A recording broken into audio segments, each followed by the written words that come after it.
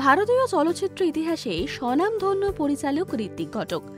এই কিংবদন্তির পরিচালকের শেষ জীবন কেটেছিল চরম দুরাবস্থায়, এমনকি মানসিক হাসপাতালেও ঠাঁই হয়েছিল তার।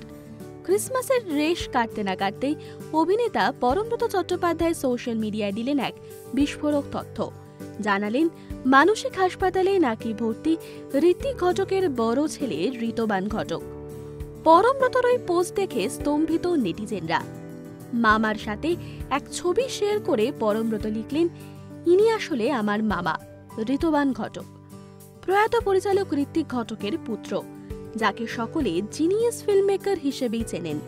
প্রায় গত 10 বছর ধরে ওনার মানসিক চিকিৎসা চলছে। রাজ্য সরকার এবং আমাদের পরিবার যৌথভাবে ওনার খেয়াল রাখছে।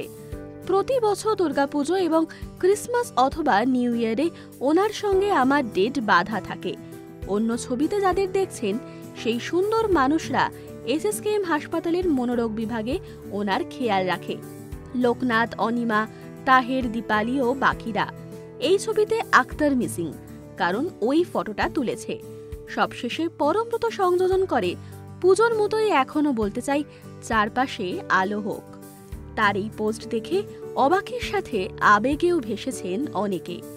এরকম আরও অনেক ভিডিওস দেখার জন্য নজর রাখুন আমাদের চ্যানেলে এবং পাশে থাকা বেল আইকনটি ক্লিক করতে একদম ভুলবেন না।